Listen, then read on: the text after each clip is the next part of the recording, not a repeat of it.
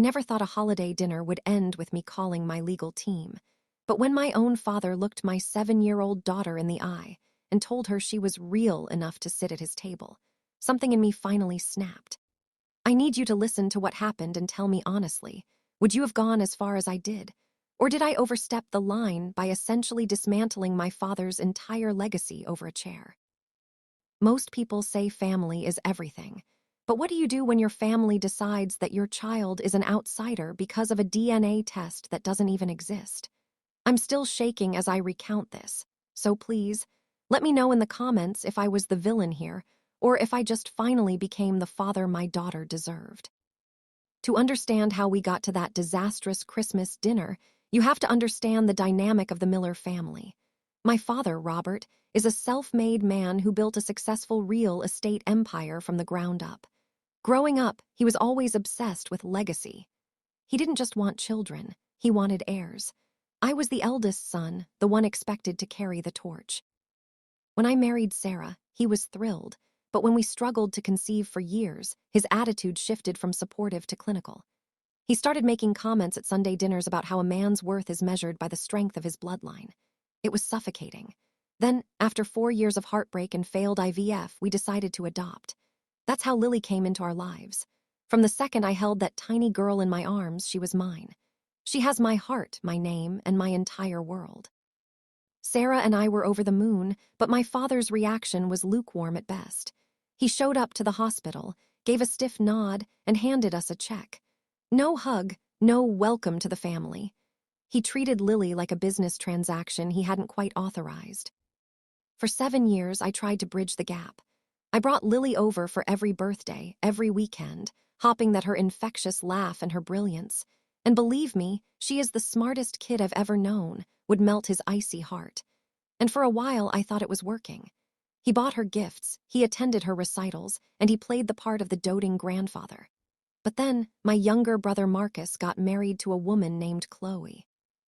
Chloe is exactly the kind of person my father loves. Wealthy, well-bred, and very aware of her status. A year ago, they had a son, Leo. The moment Leo was born, everything changed. It was like a switch flipped in my father's brain. Suddenly, Leo was the crown prince. Robert started talking about setting up a separate trust for his natural-born heirs. I tried to ignore the phrasing, chalking it up to his old-school mentality, but the exclusion started getting more blatant. He would post photos on social media of him and Leo with captions like, "The Miller legacy continues," while photos of Lily were nowhere to be found. This brings us to this past Christmas. My father hosts a massive, formal dinner every year. It's a black-tie affair, very prestigious, and he invites his business associates to show off his perfect family. This year, Lily was so excited. She had spent weeks picking out a velvet green dress and practicing her piano piece to play for the guests. We arrived at the mansion, and the atmosphere was already tense. Marcus and Chloe were there, parading Leo around like he was royalty. When it was time for dinner, we moved to the grand dining room. My father has this massive mahogany table that seats 20. Usually, the seating chart is casual for family, but this year there were place cards. I found mine, then Sarah's, and then I saw Lily's. Her card was placed at the main table, right next to mine. She sat down, beaming, kicking her legs in her little patent leather shoes. But as the guests started filing in, my father walked over. He didn't even look at me. He looked straight at Lily, reached down, and gripped the back of her chair. He told her, "Lily, sweetie, there's been a mistake. This seat is for your cousin Leo. We need him at the head of the table with the family." Lily looked confused and said, "But Grandpa, my name is right here." My father didn't even flinch. He picked up her place card, tucked it into his pocket, and pointed toward a small, cramped folding table in the corner of the room, near the kitchen door where the hired catering staff was prepping. He said, "That seat is for my real grandkid. You can sit over there with the other children." There were no other children. Leo was the only other grandchild, and he was being placed in the seat of honor. The room went silent. My wife's face went pale. I felt a heat rising in my chest that I have never felt before. I asked him, "Dad, what are you talking about? Lily is your granddaughter. This is her seat." He leaned in, his voice a low, cold hiss, and said, "Let's not play pretend, David. You know the difference. Leo is a Miller. She is a guest we've been very kind to, but tonight is about family, and she doesn't belong at this table." At that moment, I realized that the last 7 years of kindness had been a lie. He had never accepted her. He was just waiting for a real replacement. Lily's bottom lip started to quiver. She's 7, but she's not stupid. She understood exactly what he meant. She looked at me with those big, watery eyes and asked, "Daddy, am I not a real Miller?" That was the breaking point. I didn't yell. I didn't scream. I simply stood up, took Lily's hand, and told Sarah to get her coat. My father tried to stop me, saying I was making a scene in front of his associates, but I just looked at him and said, "You're right, Robert. This is about legacy, and today yours ends with me." We walked out of that house into the cold December night, leaving the perfect dinner in shambles. But I wasn't done. See, my father had made one massive mistake over the years. Because he trusted me as his heir. He had made me a partner in his firm and given me a significant share of the voting rights and oversight of his private holdings. He also didn't realize that my real loyalty was to the person who actually loved me. So that's the situation I was in. I was faced with a choice. Do I just walk away and go no contact? Or do I use the tools he gave me to show him exactly what happens when you disrespect my daughter? Before I tell you how I spent the next 48 hours and the absolute chaos that landed on his doorstep, I want you to pause and comment below. What would you have done in my shoes? Would you have just left and moved on, or would you have made sure he felt the weight of his words? I really want to know if you think my next move was justified, or if I went too far into the deep end. The day after Christmas, while my father was likely nursing a hangover and bragging to Marcus about setting boundaries, I was in my home office with my phone glued to my ear. I called the senior partner at my law firm, not just any lawyer, but the guy my father actually feared. I told him everything. But I didn't just want a restraining order or a nasty letter. I wanted to execute the exit clause in our partnership agreement.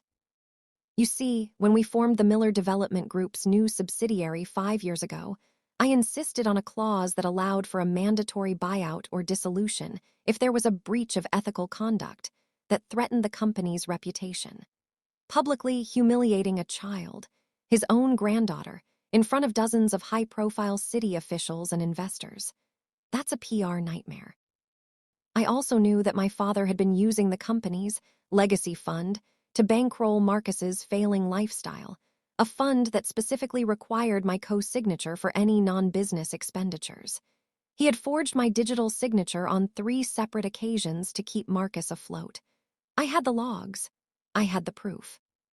On December 27th, while my father was hosting a brunch for his real family, my lawyer, Mr. Henderson, knocked on his door. He wasn't there with a gift. He was there with a mountain of paperwork and a formal notice of a lawsuit and an immediate injunction to freeze the company's discretionary accounts. When my father answered the door, apparently he laughed, thinking it was some kind of joke. Then Henderson handed him the file regarding the forged signatures and the formal notice that I was suing to dissolve the partnership. My father called me, screaming, his voice cracking with rage. He told me I was destroying everything he built over a silly seating arrangement. I told him, "No, Dad. I'm destroying it because you told my daughter she wasn't real. If she isn't family, then you aren't my partner. And if I'm not your heir, then you don't get my protection anymore." The fallout was nuclear. Because the accounts were frozen, my father couldn't close on a major land deal he'd been eyeing for months. The sellers got nervous and pulled out, costing him millions in potential revenue. Marcus, whose entire business was funded by those forged signatures, found himself suddenly unable to pay his mortgage or his car notes. The real Miller was suddenly looking a lot like a fraud. My father tried to play the victim to the rest of the family, but I had recorded the dinner. I had the audio of him calling Lily a guest and a mistake. I sent that audio to every member of our extended family and a few key business associates. The social backlash was instant. People who had known Lily for years were disgusted. My father's prestigious image was shattered. He wasn't the patriarch of the year. He was a man who bullied a 7-year-old girl at Christmas. A month later, we reached a settlement. I walked away with a massive payout, money that I immediately put into a locked trust fund for Lily's education and future. I stepped down from the firm, took my clients with me, and started my own practice.